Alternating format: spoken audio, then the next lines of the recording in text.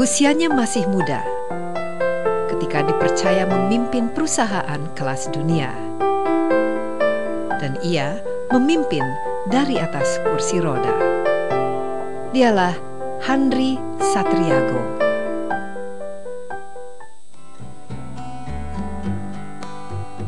Ketika ditunjuk sebagai CEO GE Indonesia, Handri Satriago baru berusia 41 tahun. Ia pun tercatat sebagai CEO GE Indonesia pertama lulusan sekolah dalam negeri, sekaligus CEO termuda dalam sejarah GE Global. GE atau General Electric merupakan raksasa teknologi dan energi kelas dunia. Didirikan Thomas Alva Edison di Amerika dan kini menggurita di 130 negara. Handri adalah produk lokal. Lahir di Pekanbaru tanggal 13 Juni tahun 1969.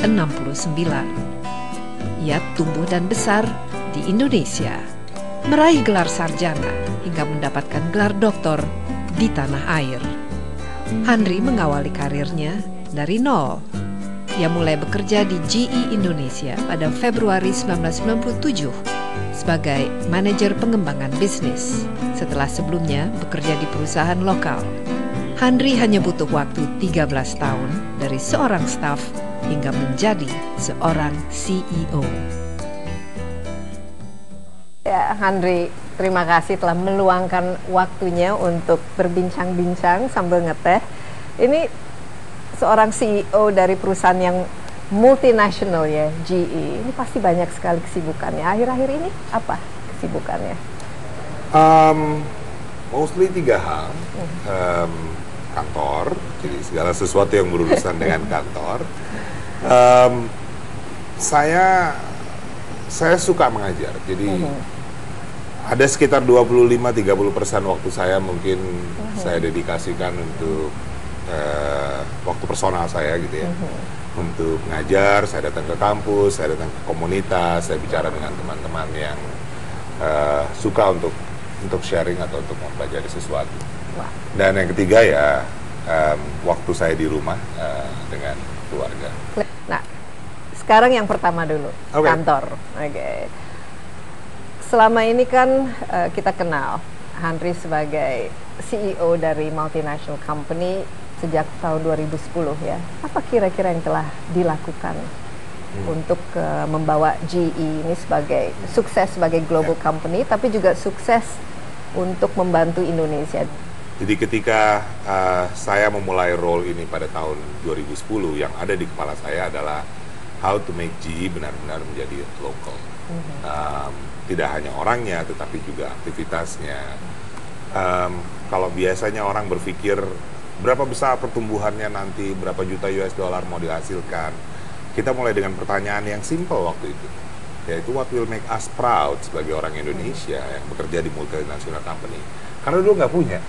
Kita dulu adalah equipment supplier. We are probably like robot gitu ya, kerja pagi dan pulang sore gitu. Ada yang bisa diceritain banyak juga di rumah. So we start with that question, and we ended up with 3 things yang menurut saya merupakan visi dan yang selalu kita lakukan sampai saat ini. Yang pertama adalah we try to bring the new technology to Indonesia. Yang kedua, kita try to provide solution untuk problem-problem yang spesifik ada di Indonesia. Rural healthcare misalnya, listrik pedesaan ya seperti itu. Dan yang ketiga adalah to develop the local talent. Nah, 3 ini barangkali adalah kunci kami selama ini. Tapi biasanya untuk membuat orang juga tim ya lebih berani untuk Pak Handri, saya punya ide agak gila nih, itu kan harus ada iklim yang mendukung itu. Kebetulan culture-nya GE seperti itu sebenarnya, dan itu yang kita coba ubah, bahwa yes man yang selalu follow apa yang kata leaders itu adalah doers. And once you become a doers, you always become a doers until bisa memecahkan kaca yang glass ceiling yang ada itu dan emerge as leaders. Leaders come up with ideas. Leaders give input. Leaders sometimes disagree. I love disagreement.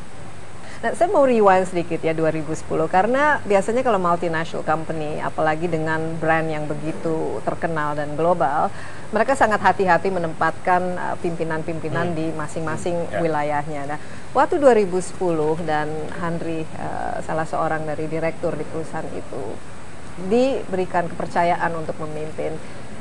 Apa waktu itu yang ada di kepalanya? It's like, wow, this is my dream come true, atau am I ready for this, atau kenapa saya ya gitu.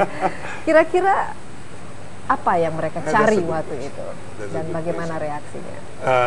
2010 itu adalah masa ketika GE benar-benar seriously try to find the formula untuk menjadi global. Karena dulu yang namanya global company itu yang ada di kepalanya GE dan mungkin banyak multinational company lain adalah outsourcing. Iya. Gimana beli barang lebih murah atau memproduksi barang di satu tempat kemudian jual di tempat lain, gitu kan. Nah, and then we finally found out bahwa untuk sukses memang harus punya local team yang kuat. So mungkin yang ada di kepala mereka adalah saya pengen nyari orang yang berani untuk melihat bisnisnya GE di negara tersebut secara kacamata berbeda. Apa yang saya rasakan? Well, number one, of course surprise, karena dalam cita-cita saya itu tidak ada daftar jadi CEO gitu, nggak ada. Wishlistnya nggak ada jadi CEO. So it is interesting ketika saya diberitahu bahwa saya akan memegang posisi ini. Yang ada di kepala saya waktu itu adalah, of course, like you say, am I the right person? Can I do this? What should I do? Dan sebagainya. Jadi waktu saya minta waktu, bilang bahwa can I have a time to think about it, gitu. Bahwa saya cuma bilang waktu itu, well, of course, you can have a time, but nobody reject the offer from an officer. Especially if you're a good soldier. Especially if you are a good soldier. So I think a lot, and I think I learned a very good lesson from that process ya. Ada sekitar 2 bulanan gitu. Apa yang terjadi 2 bulan itu? Mungkin apakah ada resistensi juga dari perusahaan yang selama ini terbiasa dengan pimpinan yang bukan orang Indonesia? Kebetulan nggak, kalau resistensi itu mostly on my side gitu ya. Saya diskusi dengan istri saya tanya, what do you think about this, gitu kan. Is it something that I can do, or kebetulan istri saya orang yang simple sekali, dan and that's the way we are club barangkali, dan dia bilang bahwa if you like that things, if you wanna do that things, and then don't think too much, just do it and learn from it. Kita minum teh dulu ya. Mangga. Ya, saya tuangkan.